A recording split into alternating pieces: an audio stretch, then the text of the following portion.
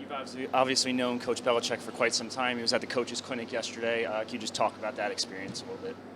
Yeah, it was really special, I think, for our coaches, meaning my staff, but then for all the New Jersey coaches and the New York coaches that were here and the Pennsylvania coaches to hear what, I believe is the best coach in the history of the game, to talk football, and that's the one thing that all this technology robs the younger coaches of is the clinic setting. When I was coming up and coaching, clinics were everything.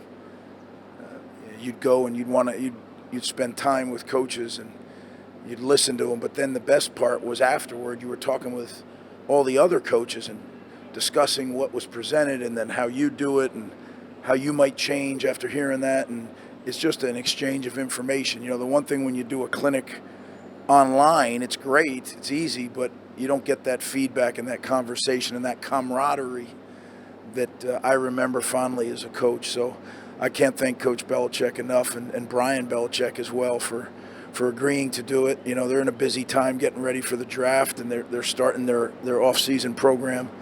But just a great friend of and really, really grateful for it. Just your initial impressions of the scrimmage and what you saw out there? It was long.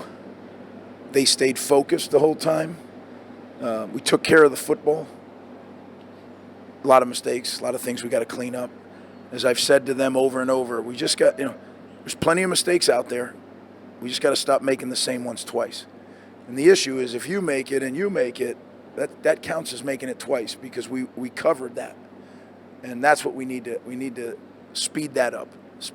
Really decrease the time that we make the same mistake twice. But there were some really good things. We did a lot of things in the kicking game, which I was glad to get done and get on tape so we can teach from it. So I think overall it was really productive, really productive. What did you see from the quarterbacks? I thought Gavin and Evan both managed the offense well. We left some plays out there for sure, but we took care of the football. And when we do that, we win. So now the key is to learn from those opportunities that maybe were missed and still take care of the football. Right? And that's the hope. But I'm pleased we're making progress. It's never fast enough. Right? Time is our number one enemy. But I really believe that if you just keep going in the right direction, we're going to get there. Scrimmage is a little bit different environment than a regular practice. Was there any player or position group that surprised you in a positive sense of how they performed today in the scrimmage versus how they performed in practice? Well, Brian, you're right. They are different, and I try to explain that to the players. We don't come in the stadium a lot on purpose. I want it to be special when they're down here. So we have a great practice facility, and we use the heck out of that, as you guys know. When we come down here, I want it to be special. I want to have a different feel, a game feel. And I talked about that this morning. All your training really is for 12 games. Then if you do it well enough, you get a 13th. You do it really well, you get a 14th and a 15th. So we train up on those practice fields. When we come in here, I just want them to get themselves focused and let it rip. Don't worry about mistakes, just go. So hopefully, when we watch the tape, we're going to see guys that maybe a week ago were kind of holding back and let it go. I saw a couple young guys just do what I asked them to do. Don't worry about it, just go. We'll correct it. If you play hard, we'll get it corrected. So that part I was pleased with. What was your impressions of the kicking game and punting game today? It was overall, I thought, favorable. The specialist in particular, right? Flynn has done a nice job. He continues to do a nice job. Jude had a couple today that got away from him, but down the end in the competition, he really kicked well. Jay has been kicking well all camp. So I like it. We have competition at the place kicker, and I think in the punting game, we got a big name to replace there, but I think he's doing a great job of trying. You talked last year about the offensive line. The team would only go as far as the line. Any encouragement now this first scrimmage, and what have you seen from that group? Yeah, we're getting better. Yeah, it's small steps, but we're definitely getting better. Coach Flaherty, Coach Vallone, Coach Officer, they're all doing a great job.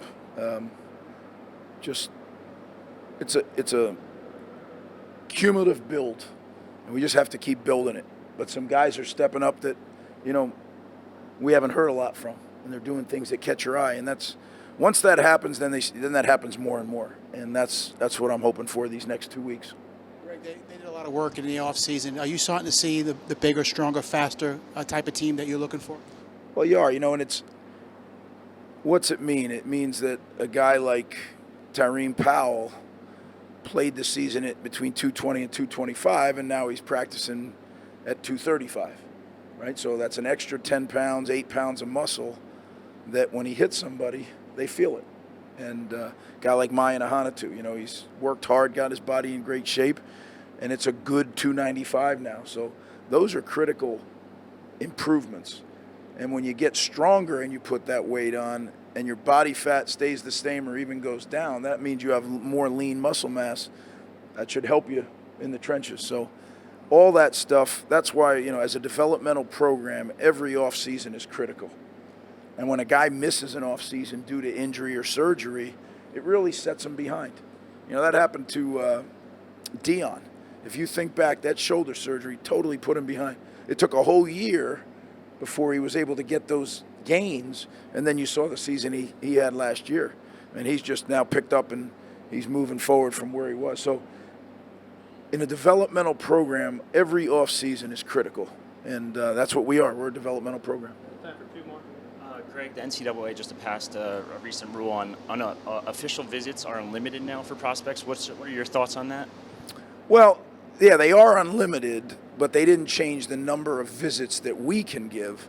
So I don't know how much of an impact it's really going to have. Now, if they made it unlimited on both sides, I think it could have been something that might not be great. But, most kids figure it out. And be real, most guys don't take 5. Those are exhausting. You leave and you're gone for 3 days from your home. Well, do that 5 times. You're talking about 15 days away from home. I think guys do a lot of investigating now. Recruiting has moved up so much.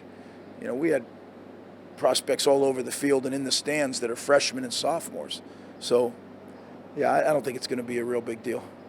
You brought back a lot of former players on your staff. Darius Hamilton now, what went into that? Yeah, Darius has been coaching in high school, and he let it be known that he had an interest to get back. And I said, well, Darius was a star player. He was a 3-time captain. I said, the way we do it is we start on the bottom and work our way up. He said, absolutely, that's what I want to do. I wouldn't want to do it any other way. I love that attitude, right? And he's been awesome.